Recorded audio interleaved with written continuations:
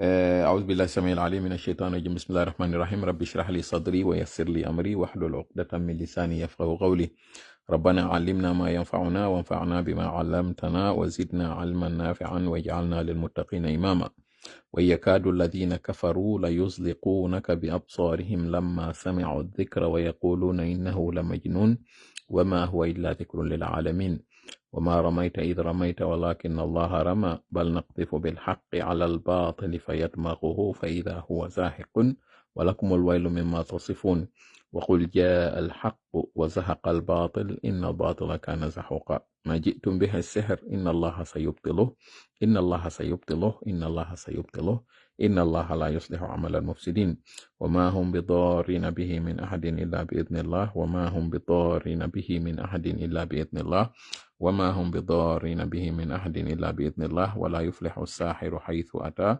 ولا يفلح الساحر حيث أتى ولا يفلح الساحر حيث أتى فإن تولوا فقل حسبي الله لا إله إلا هو عليه توكلت وهو رب العرش العظيم إنا كفيناك المستهزئين وأفوض أمري إلى الله إن الله بصير بالعباد والله يعصمك من الناس اللهم صل وسلم وبارك على نبينا محمد وعلى آله وأصحابه ومن تبعهم بإحسان إلى يوم الدين أما بعد هندوكو جمعة نوغاي اجيتاتي لورو مارس 2025 noga e jeetati lewru suumaye hawritu ɗum wulure e temeɗe nayi e capanɗe nayi e jeego sinami fayu aray ko ɗum ɗo woni ko hawriti hande ɗo ko addimi ɗo ko live d'urgence on mo tawata aray en fop en nani ko tawata aray si onon hiɗo ngalɗi aray miɗo ngalɗi ko ngalɗo ɗon kon ko tawata ɓe inni capitaine Moussa Dadis Camara heɓi grâce présidentielle pour des raisons de santé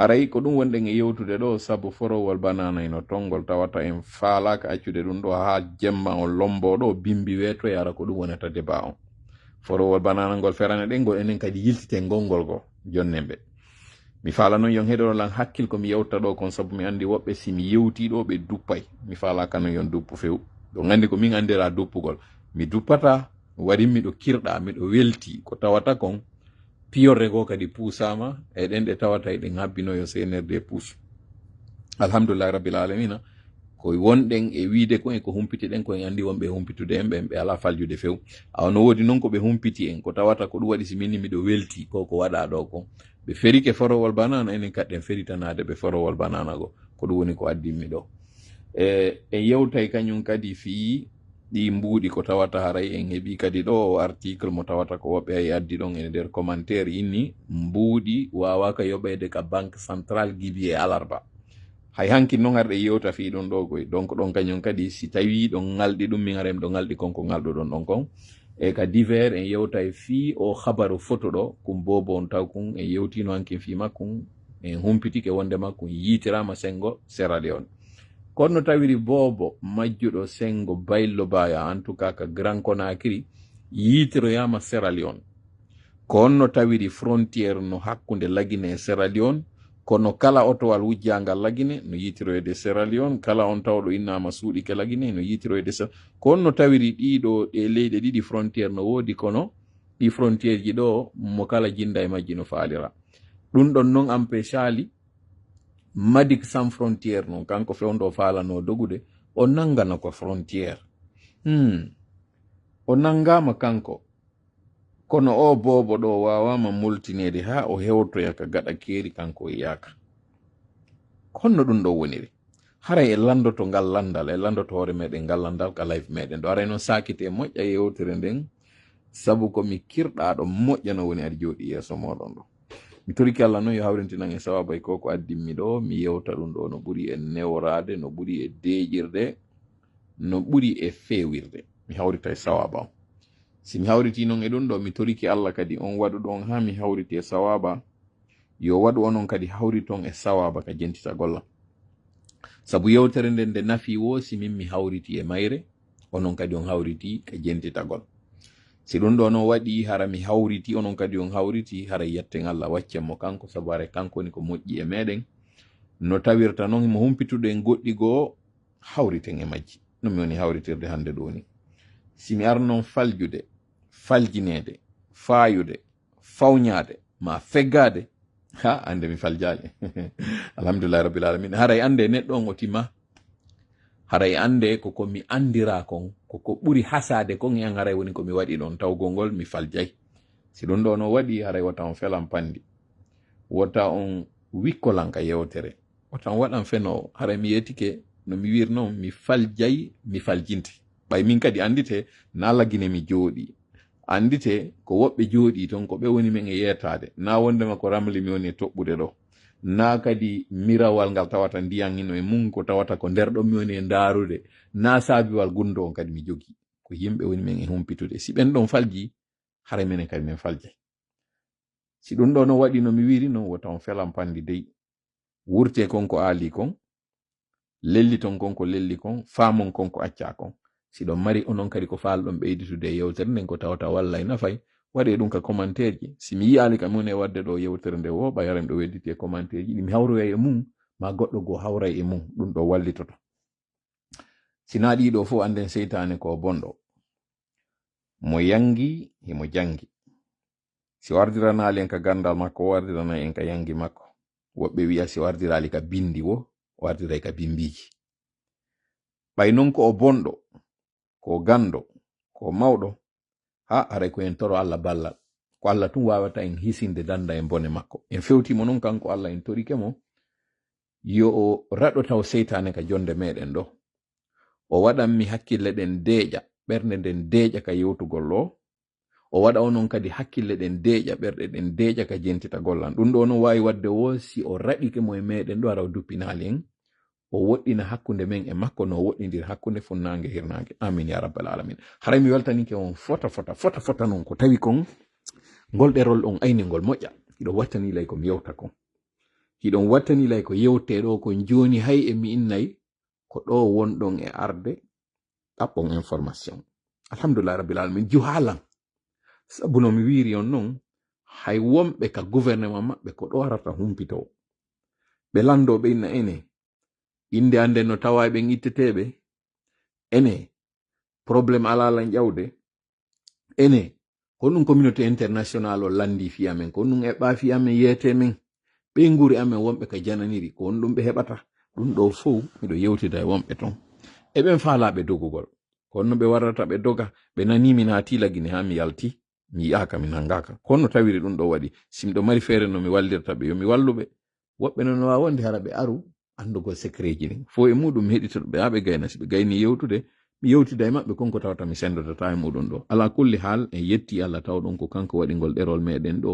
ko ɗo arete ƴooge ko ɗo kamɓe tigi senerde ɓe arata ɓe anda ko honno ɓe organisirta plan ji maɓɓe ɗin justement non mi anda si ɗon manditi jibi mi yewti on ɗo mi inni grâce présidentielle no wadde hiɗon manditi ɗo wawi jonnude en à peu près hay son jonnata date on hiɗo wawi en yetade à peu près ko lebbi jelu heɓi ene koye nde fuɗɗande nde hitande ɗo ka ko rowani warin 2024 ɗum waɗi haray mi falete ka commentaire ji yon andin en ɗum mi falete ka commentaire ji yo waɗu ɗum ton sabu son waɗi ɗum ka commentaire ji wallitoto ɓen tawoɓe ɓen koye fuɗɗade ndargol tola ɓe woni ɗen andi na fo andinmi duuɓi jomi ɗo ka réseau sociaux ji ɗo kono no woodi hande ɗo woɓɓe sa inni ɓe tola ɓe anda ko bon tola ma sa inni ɓe ko ngol ɗo won ɗerol tola ngol ɓe anda ɓe yiyay no vidéo ji makko ka kupa ɗo e ɗa ɓe waɗoɓe jalnuri ɓen aroɓe ina o fenayi ta on tewtomo e o vidéo ji makko ɗin no juuti a yande kadi o fuɗɗike ɗo yo yaw essentiel on o waɗay ɗo taw ƴawa tippo o taro o tartito menen crédit ji ɗin ɗuɗa menen internet ɗuɗa lagine ɗo yawtinna à l'essentiel min kadi ko ni mi wayi si mi ara yewtugol on mi ƴettay tan an on mi yewta on no tawiri non mi faala moƴƴa yon faama kono malheureusement mi han joni ala ka faamede han joni no woodi ɓen waɗitiɓe e ɗiɗi wondema si mi ari ɗo ko gotel e piiji ɗiɗi ma tati ko mi ari kon mi yeeti on ɓe nana ɓe anda mi wowli ɓe firta ɗum ɗon few woni non ko ɗo ɓe arata ɓe humpito tawa ɗum ɗon ɓe ala lawol ɗimmol ko ma waɗa kono ɓe na fiitum wata en jonnumo gonga ko waɗeten habbitoɗen seeɗa neɗɗo ko yeggito ɗum ɓe yeggitay joni habboɗen seeɗa taw haa nde waabilire ɗo nde feƴƴa. Si nde feƴƴi waɗoyen tan mun ɗum ɓen nayi modi ɓay fo e muɗum ko ma waɗen tayin tewto o ɓe woni goldude ɓe geren anden ɓe o non kono no woni e waɗirde o son jay en kono ɓayna wondema en sansa o plan ɗo waɗen mo ɗum ɗo nun joni mi landike on onon wonɓe darde lamɓe fi affaire o dadis si tawi hara komi wowluno ko waɗi ono wonɓe darde ɓe ko honɗum e ɗiɗo tati senerde waɗi ɓe firtu ko wiyako kaɓe habbiti seeɗa ha yeggita kaɓe habbiti seeɗa ha goɗɗi goo kañum kadi watto ɗon kaɓe taw yo ɓe waɗu tun hara ɓe tongali haray pooɗe no noppi moƴa parce que ko étape wonɗen yaadidude ɓe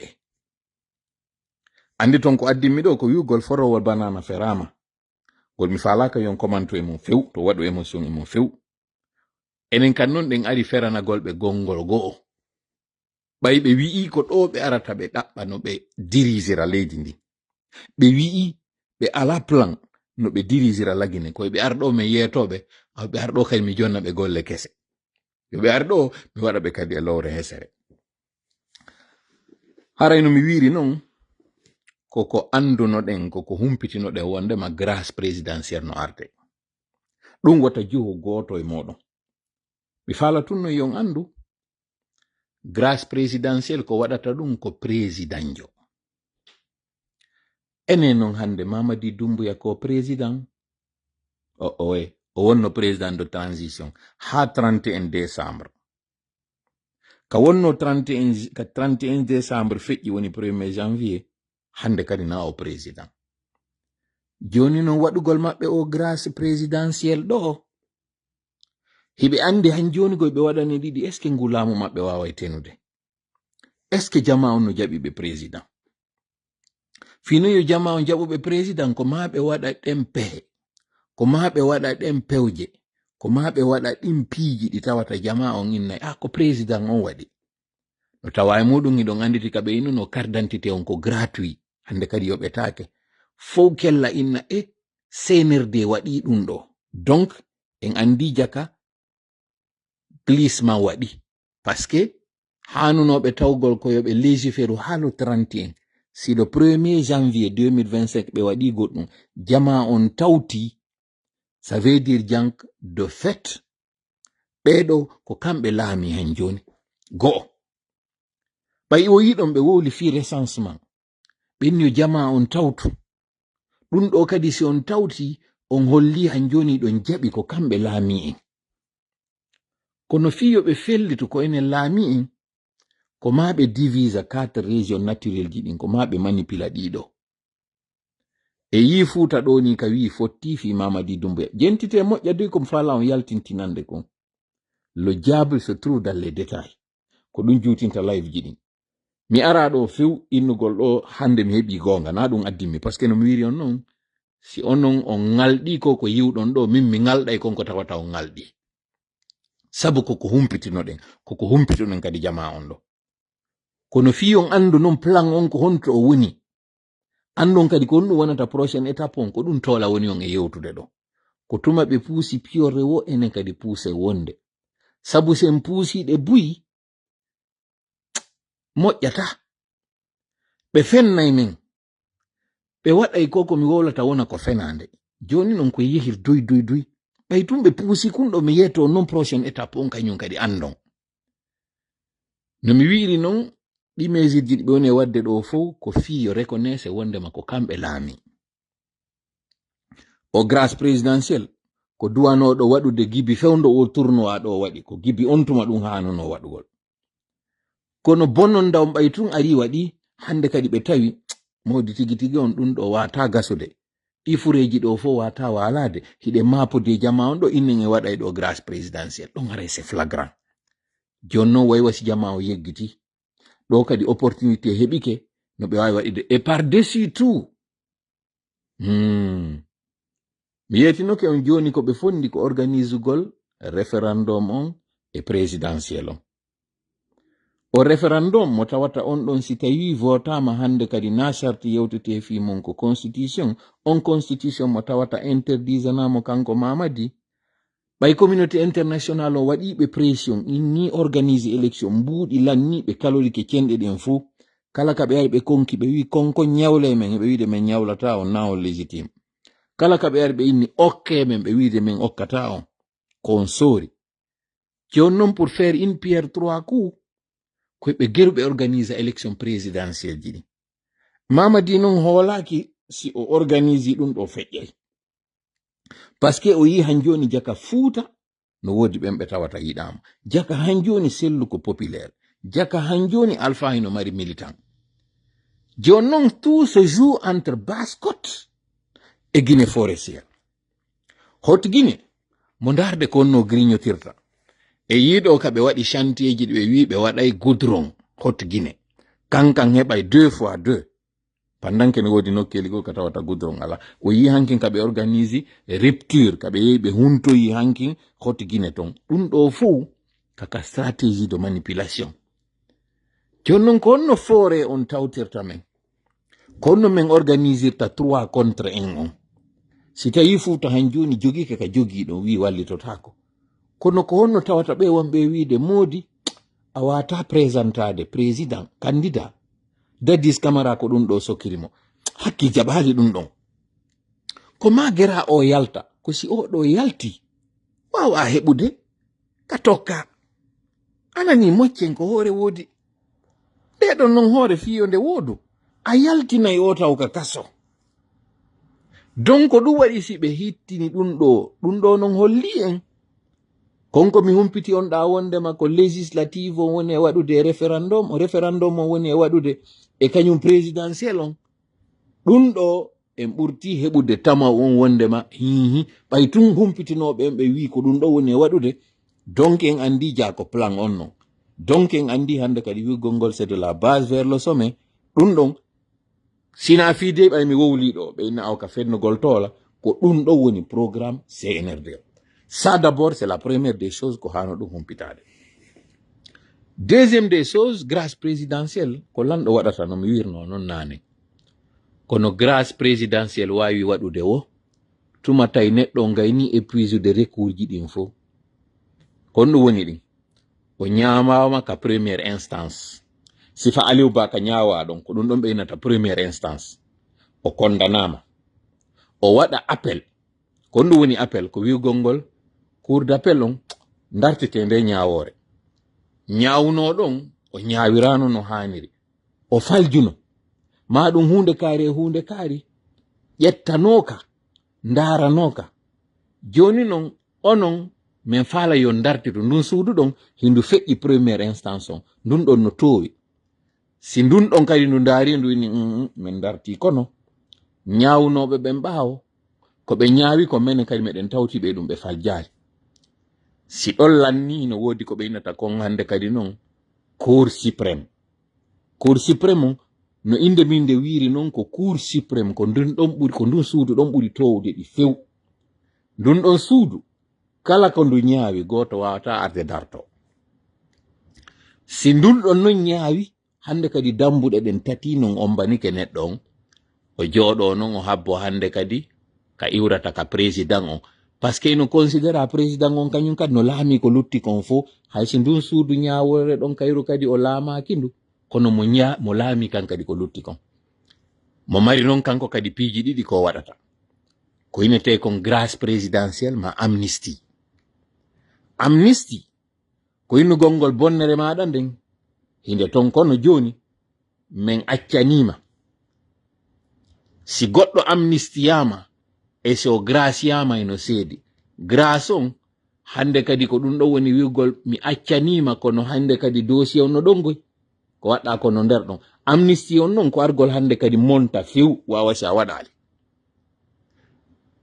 kanko non ɗo ko on grâce présidentielle o waɗi sifa on mo monsieur Bawuri waɗanano mo tawata ko sendiɗi kanji ɗiɗi fiyo dossier ma woni propre hande kadi fus a bonna sinam fayi doy ɗo wawi mi farjetude ka commentaire ji juriste ɓe grâce présidentielle on tabintinayi bonnere nden kono wi asabu min ɓaysi mi wi mi ñaawi mi acciti on tigi o accitete mi accitima kono bonnere ma nden no nder ɗon ko ya yaw non hande kadi yiltitoyɗa ka ñaawore innaɓe ittanela non ɗum ɗo si ɓe itta amnistie on non si waɗama hande kadi montanay woni on tigi few non seulement on tigi yaltine ka kaso mais monte kadi few on tigi fus waɗare kanko ɗo non ko grâce présidentielle o waɗana ça veut dire que ko waɗana ɗo hanjoni no haɓɓi mo ɓoggol ngol ka daande ko ɗon no woni intéressant ko mi yewta en kon o yaltinama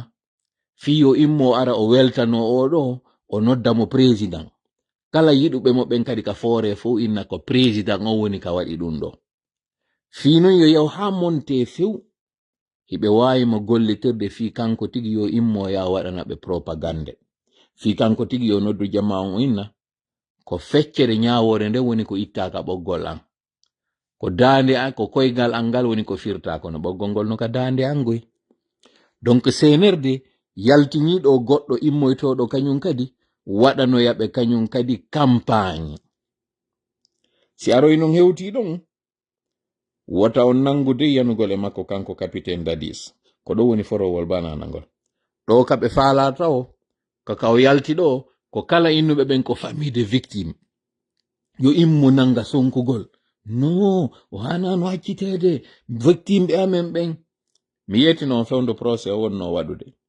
minni ko simulacre de procès wota o yaw jonnomo importance wota o yaw jonnomo accord parce que ɓe yaw jalugol on ɓe yaw manipulugol on tuma on nanano on famano on tuma jama on fop nanguno wiwgol ko ɗum ɗo woni e ndarude miɗo anditi on tuma fewndo men innuno on buude o audience on jaɓano buudugol audience on minni on ko simulacre de procès woni waɗi hande non o yii si men faljuno e si men faljano si tawi men fenanno on tuma e si men wowlanno gonga sinon konno capitaine Dadis condamnirte pour responsabilité hiérarchique alors que wiyano kaka terrain ono yaltanoɓe kelli on tuma fof wi welti ke justice waɗi o yi justice waɗa ɗon Sékou Ba Konaté arano ka barwal donc ɗum ɗon fof no hano noon hollugol ko fijirgol yimɓe ɓen ɓe wonno ko manipulation ko jonnugol on ka hilno ɗon on hilnike ɗum ɗon ha senerde wawi joƴƴingre piyoji muɗum ɗi gayni erude peɗa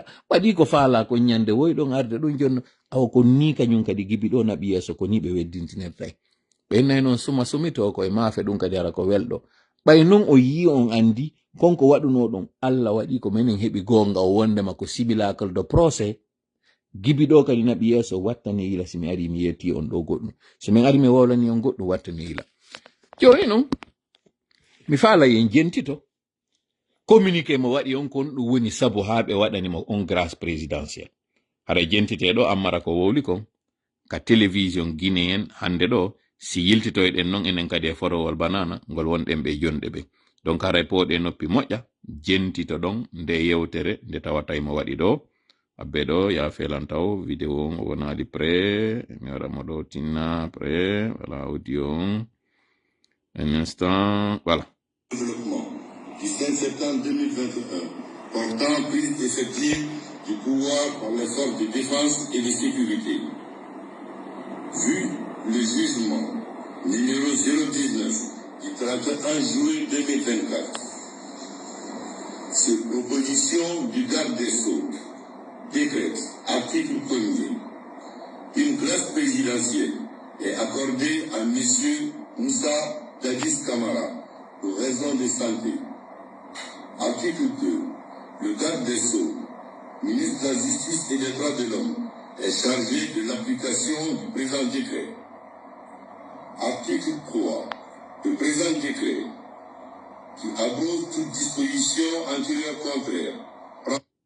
live on kupama fewndo ni wonɓe lagine ɓen sina wonɗo VPN yiyata live on o yinanen haɗi ɗen a 1500 et quelque sina mi fayu en tippitoy ke 700 et quelque kako 800 et quelque wupnde wotere kono ɗum no waɗata ɗum ko tuma live on ɓe fermi kanoji ɗin wonɓe ɓe lagine hande kadi ra goto yiyata ɗum ɗo ko canal on ɓe fermi mi yi goɗɗo no waɗa commentaire on ɗo live on o watta kama donc waɗe moƴƴa ɓerkoy koy yaltine koye moƴƴa non par ce que ko ɗum ɗo ɓe añi ɓe andi ɓe o yiɓay tum mi ari furñitugol ko ɓe jokki kon senerde on gaynali ɓay on wi'i sincèrement miɗo kirɗa par ce que ko woni e feƴƴude gon ka salon ji maɓɓe kaka salon an ɗo woni e ñallude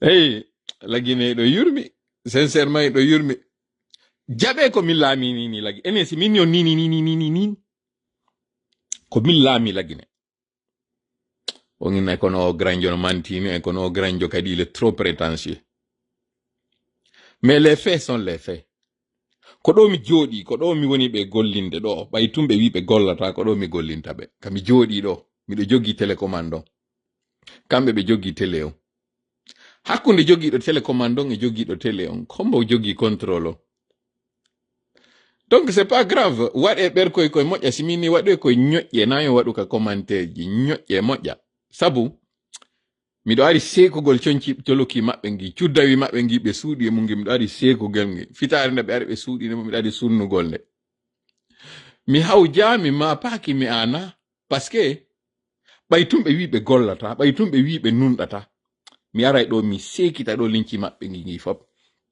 jentite moƴƴa plan on jentite moƴƴa programme on ɗo e wadde on saki ton kañum kadi moƴƴa naɓon kañum kadi ka plateforme ji yewtere nde mi faala nde yewtere ɗo mi waɗo e nde joni français kono jentitende moƴƴa e nani Ammara ko wiɗo kon d'ailleurs pourquoi Ammara vous l'avez pas appelé ancien président vous dites monsieur Dadis Camara pourquoi vous ne l'avez pas appelé ancien président de la transition pourquoi vous ne lui avez pas donné ça?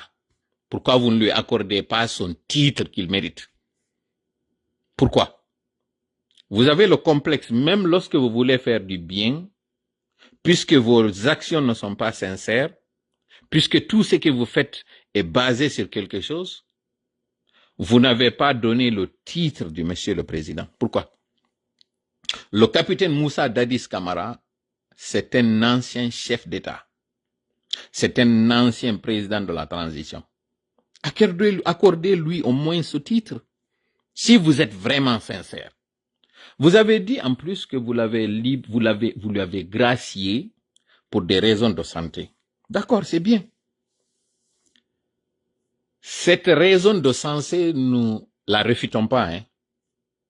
Nous la mettons pas en doute. Mais il convient de rappeler que la grâce présidentielle intervient lorsque tous les recours sont épuisés.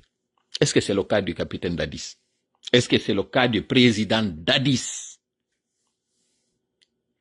Faudra nous convaincre du contraire. Mais nous estimons qu'il avait interjeté appel et qu'à date, il n'y a pas eu sentence sur cet appel pour dire qu'il a été encore condamné en appel. Lorsqu'il aura été condamné en appel, la prochaine étape, la troisième, qui est l'ultime, c'est la Cour suprême. Donc, essayez de nous convaincre qu'il a déjà épuisé tous les recours pour que cette grâce présidentielle intervienne. On n'a rien contre cette grâce présidentielle et on n'a rien contre cette grâce présidentielle. D'ailleurs, elle a tardé. D'ailleurs, le capitaine Dadis ne devait pas être condamné. Ça, c'est d'abord la première des choses à savoir. Le capitaine Moussa Dadis Camara, nous voulons être objectifs, logiques et cohérents. Depuis le début, nous avons dit que ça a été un simulacre de procès. Ce n'est pas un procès. Sinon, comment est-ce que le capitaine, qui a toujours clamé son innocence, qui a demandé pendant 10 ans que ce procès soit organisé, qui a même tenté de rentrer en Guinée pour faire face à la justice, comment est-ce que ce dernier a été mis en prison avec d'autres criminels malgré son statut d'ancien président? Pourquoi vous avez honni cet homme? Pourquoi vous l'avez mis dans des conditions dégradantes jusqu'à ce que lui-même, à un moment donné, lors du procès, il a dit pétez le câble? Pourquoi? Pourquoi avoir attendu jusqu'à ce que cet ancien président, malgré son rang, malgré ce qu'il a fait pour le pays, pour que vous le condamniez et que toutes les radios du monde, tous les médias du monde parlent de sa condamnation, cette humiliation, vous ne pouvez pas du tout l'effacer. Le mal est déjà fait.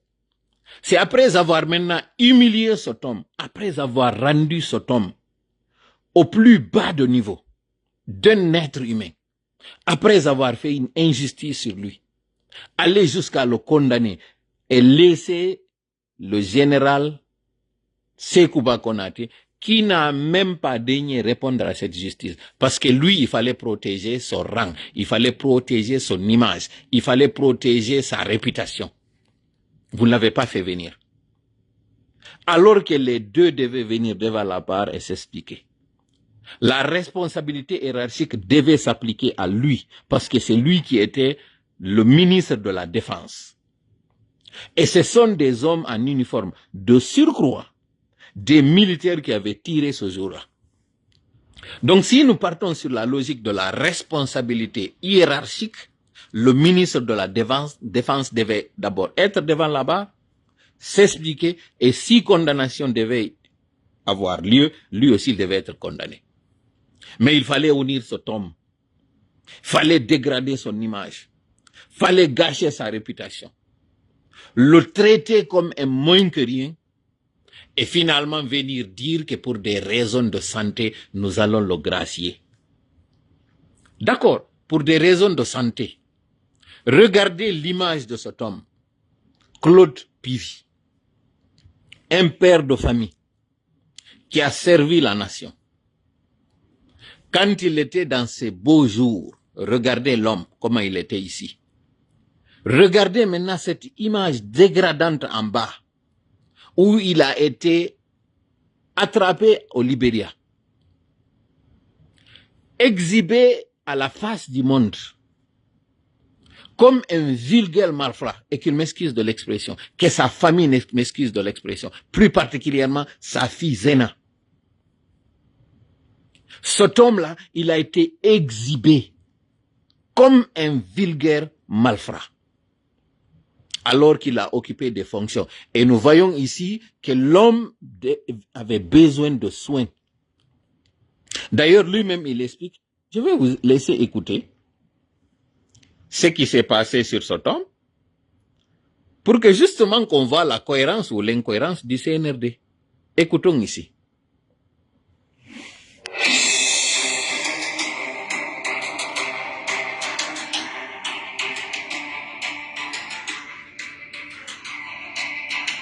Ça, c'est la DIRPA, la direction de l'information, qui a fait un reportage avec tout le scénario digne d'un film hollywoodien, la mise en scène pour montrer comment on a stoppé la cabale du capitaine Claude Pivy, un homme qui a même besoin qu'on le tienne par les mains pour qu'il descende de ce véhicule blindé.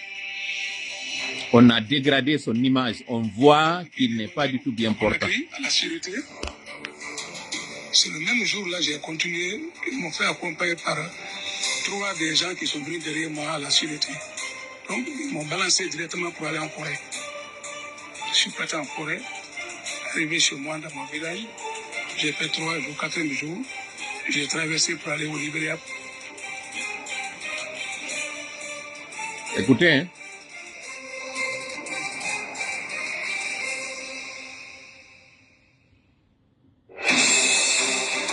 Fin de cabale pour lui.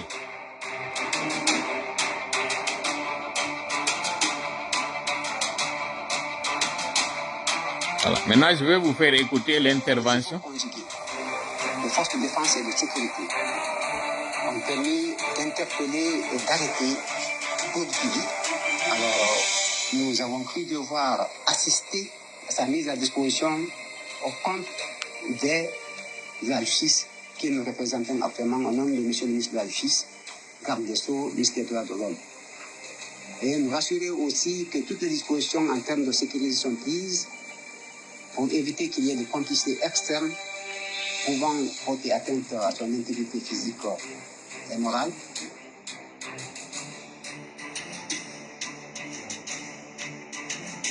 Voilà. Je vais vous faire écouter maintenant une intervention qui sera ici la plus intégrale. Écoutez.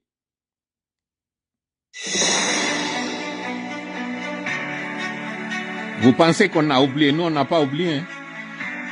Nous avons les archives ici. Écoutons le communiqué. Communiqué de presse du parquet militaire de Conakry. À la suite de Tendez bien l'oreille et écoutez ce qu'on a dit sur cet homme malgré son état de santé lorsqu'il a été arrêté.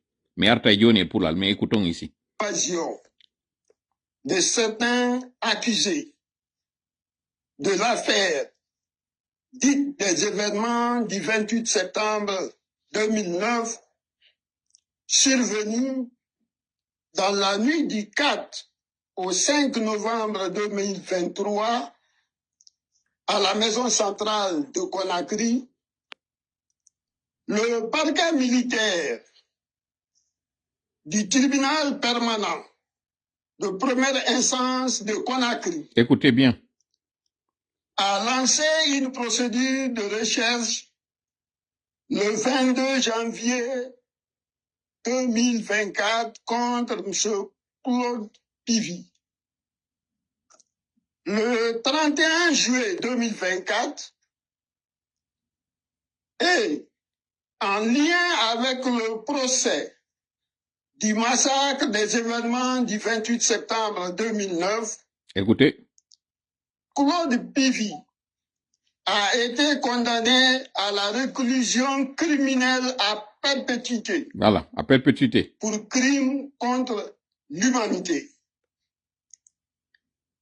Le 17 septembre 2024, les efforts conjoints des forces de défense et de sécurité guinéenne et libérienne ont permis d'arrêter le fugitif. Voilà, on l'appelle fugitif. Il a été ramené à la maison centrale pour purger sa peine conformément à la loi. Fait à Conakry le 19 septembre 2024, le procureur militaire, colonel Ali Kamara. Merci une fois encore, merci de l'opportunité que nous... Écoutez le procureur, hein, c'est lui qui a dit que la condamnation de M. Aliouba, c'est une condamnation purement dérisoire. Écoutons ce qu'il avait dit aussi concernant le capitaine Claude Pivy. Vous ferez à l'effet de nous exprimer ainsi ce qui prévaut actuellement. Ah, je pense qu'il est colonel, hein, c'est colonel Claude Pivy, si je ne m'abuse, je pense qu'il est colonel, qui m'en excuse. Au niveau de notre pays, en termes d'actualité, en effet, il vous souviendra que pendant la nuit du 4 au 5 novembre 2023, un certain nombre de détenus qui étaient placés en détention au niveau de la maison centrale de Conakry se sont fait évader par la complicité des éléments externes, autrement dit des Jaja.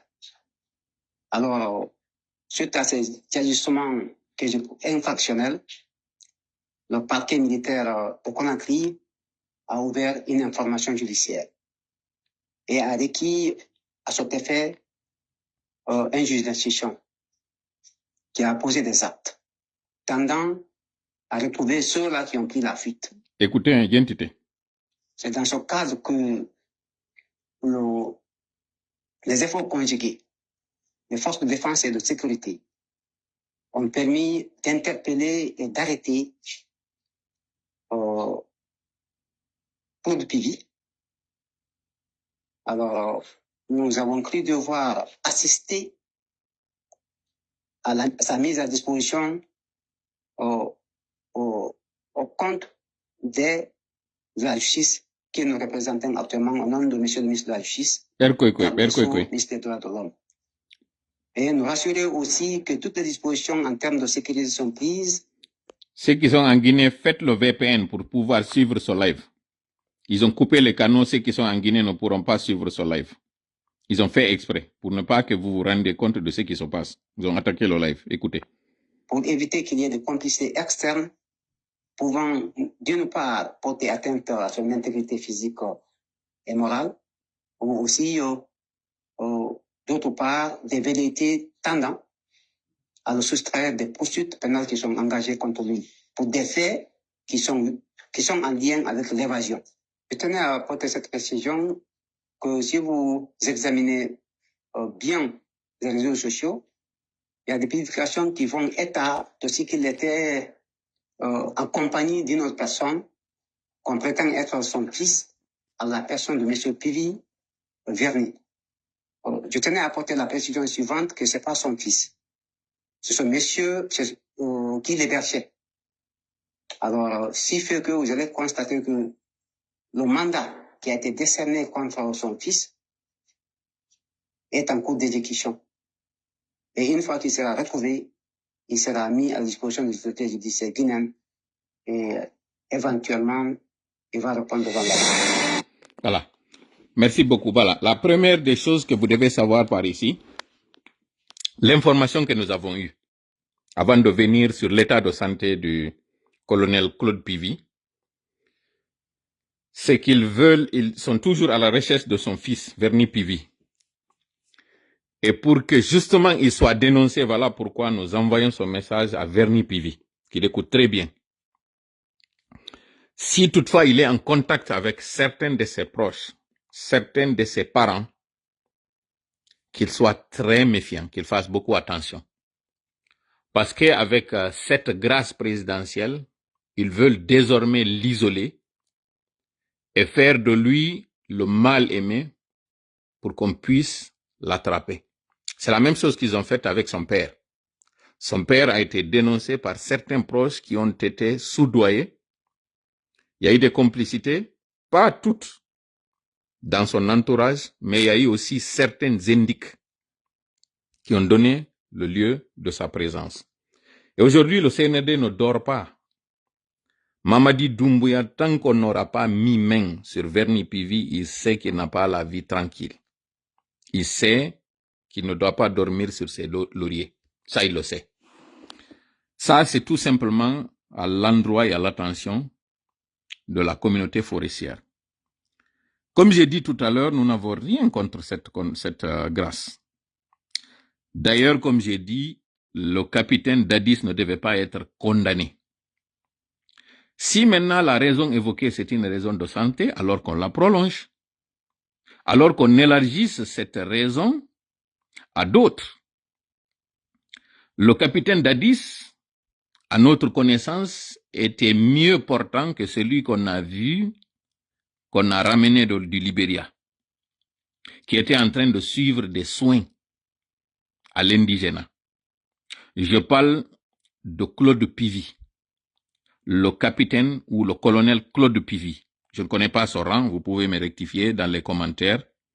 Mais lui, on voit que ça saute aux yeux, que c'est lui qui a plus besoin d'être soigné aujourd'hui que le capitaine Moussa Dadis Camara. Si, aussi tenté que la mesure soit une mesure sincère, alors que cette mesure soit élargie à Claude Pivi. 1. Que cette mesure ne s'arrête pas qu'aux gens de CNDD. Actuellement, nous avons M. Diani, ancien ministre du RPG, qui est malade avant le coup d'État, qui est malade après le coup d'État, qui devait être évacué pour des soins, ne serait-ce que pour le suivi de son intervention chirurgicale, qui a été condamné malgré son état de santé. Si le CNRD est sincère, voilà quelqu'un qui méritait une grâce, si toutefois le CNRD est sincère. Si le CNRD est vraiment sincère et que ce n'est pas de la manipulation, M. Amadou Damaro Camara, ancien député de l'Assemblée nationale, ancien président de l'Assemblée nationale contestée, qui a dit devant la barre, laissez-moi aller me faire soigner. Si vous ne voulez pas que je meure entre vos mains, laissez-moi aller me faire soigner. Je vous promets que je reviendrai faire face à la justice, mais laissez-moi aller me faire soigner si vous ne voulez pas avoir ma mort dans votre conscience. Voilà quelqu'un qui mérite qu'on l'amène se faire soigner, même si on n'a pas besoin de le gracier. Malgré tout, la criée fait la sourde oreille et veut garder son monsieur pour qu'il meure entre leurs mains. Est-ce que le capitaine Dadis Camara, son état de santé est plus grave que cet état de santé de Amadou Tamaro ou bien de M. Diané. Oublions ces deux-là. Allons à l'ancien Premier ministre, M. Kassori Fofana, qui est alité, qui est à l'hôpital depuis qu'on l'a arrêté, et pour lequel ou contre lequel le procureur Ali Touré demande à ce qu'on le ramène après sa condamnation. CNRD, est-ce que vous êtes vraiment logique? Est-ce que vous êtes cohérent? Vous faites une grâce présidentielle pour quelqu'un qui est injustement condamné, pour une responsabilité pénale non établie. Vous laissez le général Sekouba Konaté, vous condamnez celui-là qui n'a pas du tout été ce jour-là au stade. Et maintenant, vous revenez vous rendant compte vous-même de la bourde que vous avez faite. Vous lui accordez une grâce présidentielle. Pendant ce temps, il y a quelqu'un qui est condamné à perpétuité malgré son état de santé. Et lui, Claude Pivy, est plus âgé que le capitaine Moussa Dadis Camara. Il avait déjà des antécédents de santé pour lesquels il a dû aller se faire évacuer au Maroc pour se faire soigner. Les archives existent encore. Malgré tout, c'est cet homme-là que vous avez ramené en prison et que vous avez condamné à perpétuité. Alors la communauté forestière doit comprendre cette manipulation. L'opinion nationale et internationale doit comprendre cette manipulation. Pourquoi nous nous adressons à l'opinion nationale et internationale? C'est pour que les Guinéens comprennent que le CNRD est dans une manipulation. Le CNRD est dans une fourberie. Le CNRD est dans une troperie. Tout cela, c'est pour ouvrir le boulevard à Louis Mamadi Doumbouya pour qu'il puisse se présenter aux prochaines élections présidentielles et qu'on contraigne le capitaine Moussa Dadis Camara d'être son porte-parole, d'être son propagandiste en forêt. Ne tombons pas dans ce piège. Combien d'officiers militaires de la forêt ont été exécutés de manière injuste? D'ailleurs, pour cette évasion, pour que le capitaine Dadis soit extrait de la maison centrale, combien d'officiers ont été abattus alors que ces officiers, ces militaires pouvaient être arrêtés et ramenés et jugés? Pourquoi vous avez préféré les exécuter et exhiber leur corps? Lazare et sa compagnie. Pourquoi vous êtes en train, vous avez éliminé l'autre, comment s'appelle, Célestin? Pourquoi vous l'avez éliminé? Pourquoi aujourd'hui, les officiers issus de la forêt sont la cible du CNRD? Pourquoi?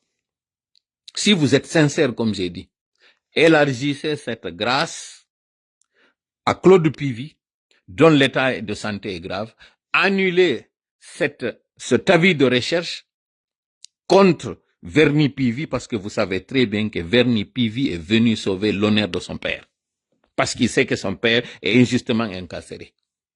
Mais vous n'êtes pas sincère. Ce que vous faites, c'est de la manipulation. Ce que vous faites, c'est tout simplement du cinéma, c'est du folklore. Alors nous nous adressons aux militants et sympathisants du RPG. Vous voyez donc que le CNRD est contre vos cadres. Sinon, comment accorder une grâce présidentielle à quelqu'un qu'on a accusé d'avoir commis des crimes contre l'humanité? Quelqu'un qu'on a condamné injustement pour des faits très graves. Pendant ce temps, des cadres qu'on a accusés d'avoir détourné de l'argent, donc pas du crime de sang. Et on continue de les garder. Il est temps de libérer l'honorable Amadou Damaro. Il est temps de libérer M. Diané. Il est temps, Dr Diané, il est temps de libérer Dr Kassori Fofana. Trouvez les moyens de les libérer. C'est vous qui savez comment vous allez les libérer. En tout cas, la grâce, elle est faite par un président. Mamadi n'est pas un président. Le CNRD n'est ni légitime ni légal. Ça, il faudrait que l'opinion le sache. Bienvenue, Monsieur le Président Moussa Dadis Camara, dans la vie normale. Bon retour à vous. Mais de grâce, continuez à garder votre dignité. Vous avez tenu parole, celle d'un soldat. Vous aviez promis qu'une fois l'occasion vous sera offerte, vous allez venir répondre à la justice de votre pays. Contrairement à ce poltron qui dit qu'il vous a accordé une grâce présidentielle, vous êtes un homme de parole. Vous avez montré à tout le monde, malgré votre tempérament, vous êtes quelqu'un qui sait garder son sang-froid face à l'autorité. Cette dignité, vous devez la garder jusqu'au bout. Vous avez des raisons de santé. Dès que vous allez sortir, allez vous faire soigner. De grâce, ne soyez pas ce haut-parleur du CNRD. Vous avez été condamné pour un fait présumé d'intention d'aller vous présenter pour des élections présidentielles. On vous a condamné. Alors que vous n'avez fait qu'émettre le si. Si toutefois vous me provoquez, je vais ôter la tenue et me présenter. Fin de citation. C'est ce que vous aviez dit. Lui, Mamadi, il veut ôter la tenue, faire la même chose. Vous devez vous distinguer de ceux-là qui sont des criminels, à vous, qui êtes un homme qui a servi son pays. Le conseil que nous avons à vous, Monsieur le Président, dès votre sortie, allez vous faire soigner. Éloignez-vous de ces criminels. Sachez que ces gens-là ont fait quelque chose sur vous qui restera dans les annales. Un ancien président d'un pays a été jugé au milieu d'autres criminels, condamné pour des faits non avérés, exhibé à la face du monde. Ce procès a été médiatisé. Tout le monde a parlé de ce procès. Et le CNRD vous a réduit à votre plus petit, j'essaie de trouver l'expression, comment d'ailleurs, à votre plus petite expression, Tout cela, le CNRD voulait se venger de vous. Parce que vous aviez lutté contre les narcotrafiquants. Amara qui a lu ce décret, l'a lu à contre-cœur. Voilà pourquoi il n'a même pas daigné ajouter votre titre, votre rang. Ancien président de la Guinée. Ils n'ont pas daigné vous faire ça. Il aurait pu même vous appeler ancien président de la République parce qu'aujourd'hui ils sont en train d'appeler Mamadi Doumbouya président de la République. Ils ne l'appellent plus président de la transition. Mais on vous a radié, on vous a levé le grade, ou vous-même vous avez démissionné. Vous n'êtes plus de l'armée. Mais une chose demeure. Vous avez servi la patrie. Vous avez été un militaire qui a montré son patriotisme, même si, à un moment donné, il a été induit en erreur, mais par-dessus tout, vous avez été président de la République. L'histoire retiendra que vous avez été président de la Guinée pendant une période. Amara qui sait que vous aviez arrêté son père pour des faits de drogue, n'était pas content de lire ce décret. Et il fallait encore là vous ôter ce titre. Tout cela, nous le mettons en exergue pour que vous compreniez à quel point le CNRD ne veut pas du tout reconnaître ce qu'ils ont fait de tort sur vous. Combien de temps vous avez passé en prison? De manière gratuite et de manière injuste. Quand vous étiez à Ouaga, est-ce qu'on vous a trimballé pour venir en Guinée? Est-ce que le CNRD avait besoin de vous mettre dans une cellule? Est-ce que le CNRD avait besoin de vous garder dans la maison centrale? Le CNRD n'en avait pas besoin. Le CNRD pouvait vous mettre dans un hôtel. Chaque jour, vous pouvez venir au procès. Le fait de vous avoir mis dans cette maison centrale, l'évasion prouve que ce n'était pas cette maison centrale qui pouvait vous empêcher de vous enfuir. L'histoire retiendra que le fait de vous avoir mis dans cette maison centrale n'était pas pour des raisons de sécurité. C'était tout simplement pour vous honir. C'était tout simplement pour vous rabaisser. C'était tout simplement pour dégrader votre image. Lorsque vous avez été extrait de cette prison, ça a prouvé qu'on aurait pu faire la même chose.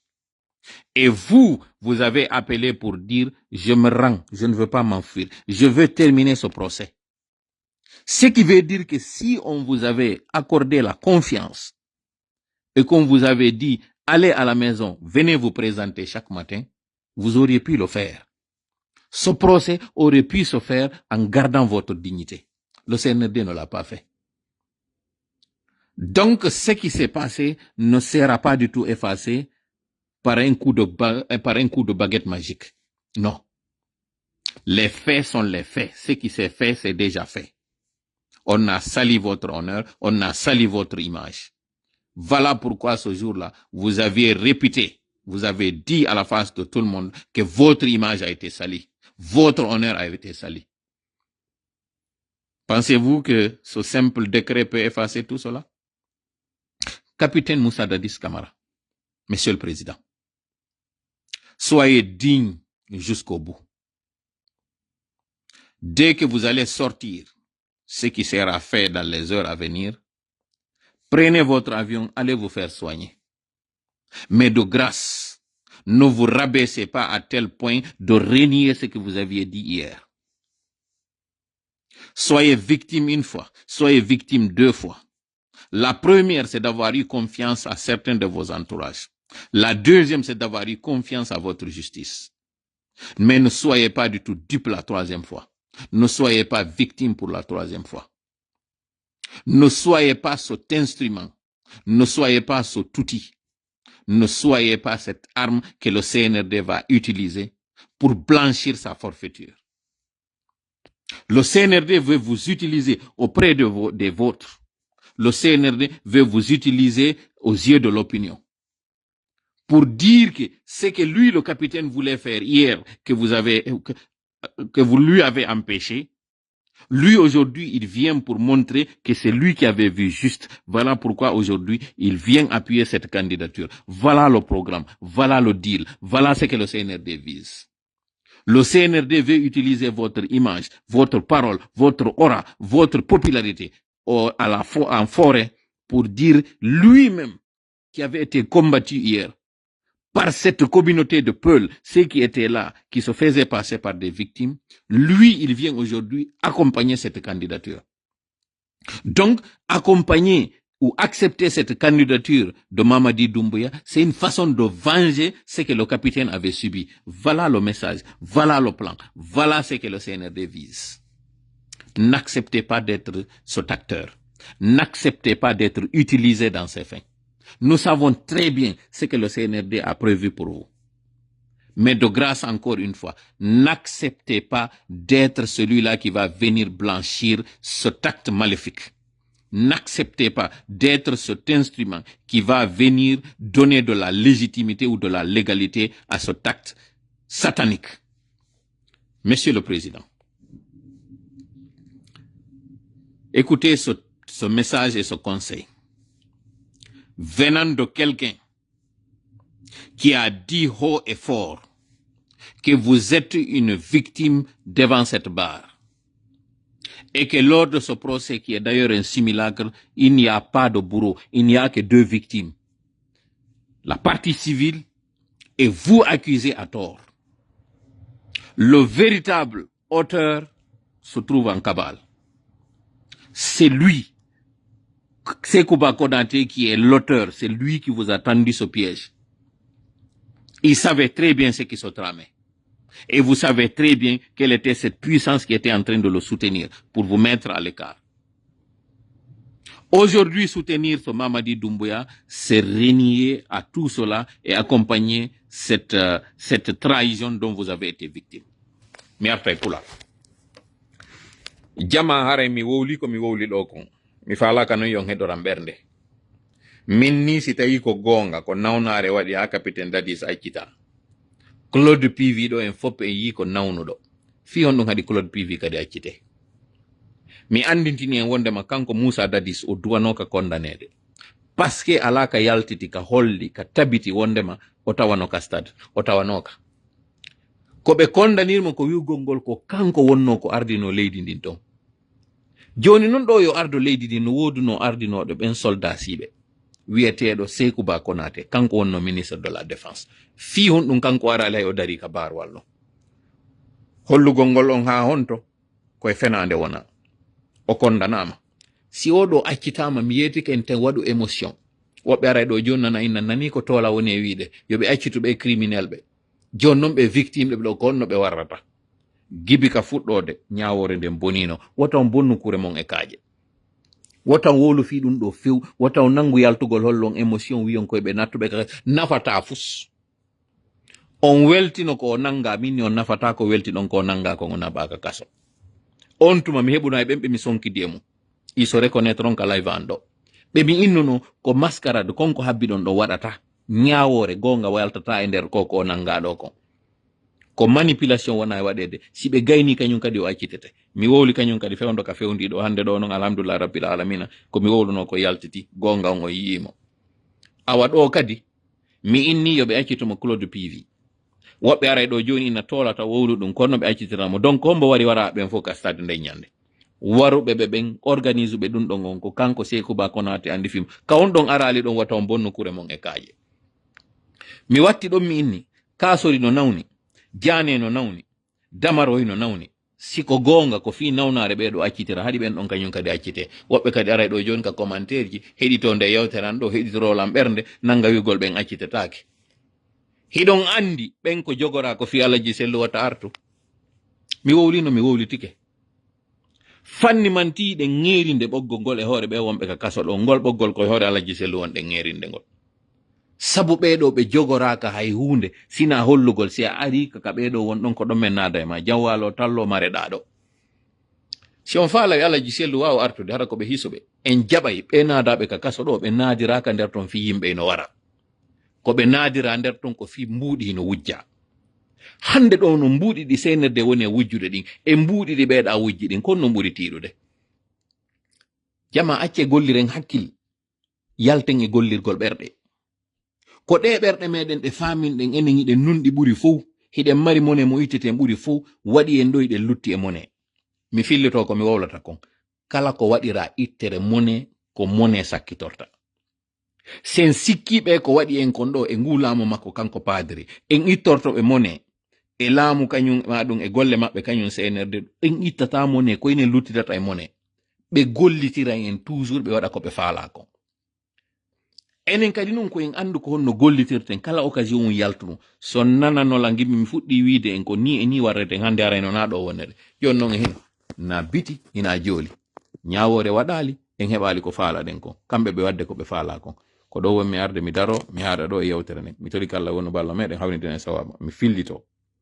ko yaltina ɗo kelle en fop kellen ko yaltinama ko toñanoɗo wonɓe ɓen victime yoɓe yoɓite mbuuɗi maɓɓe ni jonno ɓe yoɓitiraɓe mbuuɗi honno mbuuɗi ala ka banque central o yiiɗo article yaltoɗon inni gibi alarba feƴƴuɗo ɗo mbuuɗi yoɓaka jooɗe ɗo leydi ndi gaynanoma yeyede woɓɓe noon confonda ɗo joni inna si mbuuɗi ala konno tawiri chantier ji raffinerie ji no inogirade ɗo pose de première pierre waɗama ɗa goudron no waɗirede ɗa chantier no waɗirede ton confonde ko ɓe innata kon financement extérieur tawowo on ko don e crédit e konko innete kon BND budget national de développement ɗiɗo ɗiɗi wota on hawtidirɗi ko foññe e foññe colli leydi no wawa yaade ñawloyo ndi ñawle ndi wawa torade ndi okkore ndi wawa okkede hay konko ndi toraka andi ton noon ɗi contrat ji ɗo wona ɗi signede ko banque ji woni e finansude ɗum ɗin banque ji kandi ɗi jaɓa on octroi ɓe innayi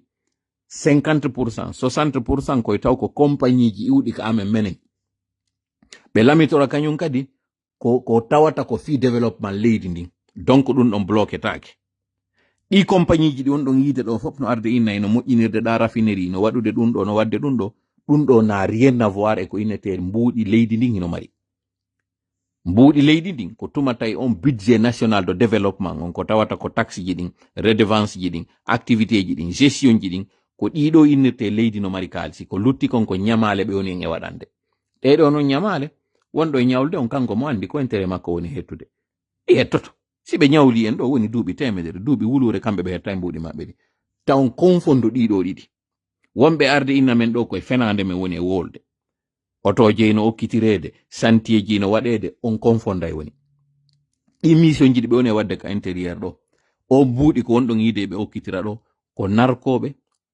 opérateur économique ɓe e politicien ɓe wona ɓiƴƴede woni e yaltinde ɗi mbuuɗi ko ɗin ɓe woni e financirde kees meɗen on tigi tigi ko innete comme banque centrale mbuuɗi lanni ton na banque primaire ji ɗi nde wonɗe wolde ɗo fimon ko banque centrale on suudu ɓurdo e mawnude ndum chèque ji no naɓaɗi tawata ko kamɓe tigi gouvernement on ko ɓe hanuno yoɓugol goɗɗum hara ko fonctionnaire ɓe goɗɗum hara ko instance ji fi développement maɗum ko innete kon hiɓe ñawli sous-traitant ɓe ɗum ɗon tigi ɓe ronki si tawno CNRD no mari kaalisi gollire hakkil jama siko gonga CNRD no mari kaalisi kono tawirta CNRD ɗo yo lannito stade on hiɓe wakkili yo taw équipe meɗen on yaha jouoya ka jananiri siko gonga eɗen mari kaalisi on onon kadi gollire hakkil seeɗa wota goɗɗo ar trompira on ɗo wasi on anda ko ɗum woni niɓɓi weeti mbuuɗi lanni leydi ndi dari nokke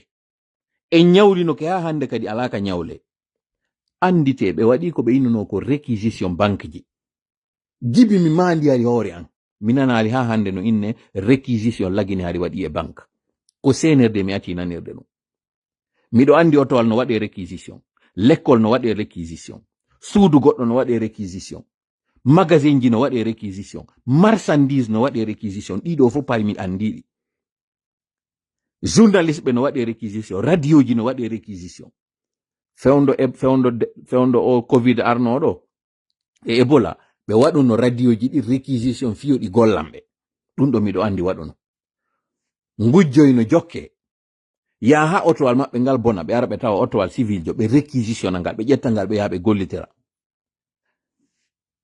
laptane no manka ɓe ara ɓe tawa laptane privé ɓe inna bon o laptane ɗo mi réquisitionnimo hande kadi yimɓe ɓen addete walline ɗo jon laptane on tawa susta wolde l'école ji no leyana ma ñorto tawa alaka ɓe examen ji waɗa ɓe ara ɓe réquisitionna école ji privé hara ɓe yoɓata fus ɗum ɗon fof mi yika waɗi kono banque hari mi nanali banque no réquisitionna lagine banque réquisitionné hari mi nanali mbuuɗi wonɗi nder ton ɗin ɗi jaɓe ɗi inne on gollitirtaɗi ha men gayna hari mi nanali ɗum ko ɓuuti holli ko muusi oɗon tigi ɗon hani famugol ɗum ɗo wondema mbuuɗi lannu waɗi si ɓe waɗi ɗum ɗo ñawloɓe tawi ala waɗi si ɓe waɗi ɗum ɗo jon non ko onon andi si on lutta e joɗagol ɗo salagol hoolagol men waɗugol e ɗiɗi ko min woni wolde kon waɗa men fenoɓe e si on jaɓa e gonga mo min woni wowlande on en tout cas ko tawi ɗo waɗi hande mi wowlino ɗum heɓino lebbi 6 jibi mi fuɗɗi wolde min ni grâce présidentielle no arde lebbi 6 lebbi 3 ɗiɗo e lebbi 3 no mbawo fewndo mission ara non imminoɗo yehi gérekore on fewndo ka ɓe yawnoɓe yiido e ɓen ɓe gérekore ɓe inni ɓe faala wolde fi candidature makko on kanko Mamadi ɗum ko gibi on tuma mi fuɗɗi on wowlande lebbi 6 ɓawoɗo ko mi wolno lebbi 6 ɓawoɗo eno wadde ko ɓuri fanɗude konko lebbi 6 ɓawoɗo hande ɗo non o yi tori kala woni balla meɗen hawnude en sawaba allahuma amin allahuma salli ala sayyidina Muhammad wa sallim wassalamu aleykum wa rahmatullahi wa barakatuh bye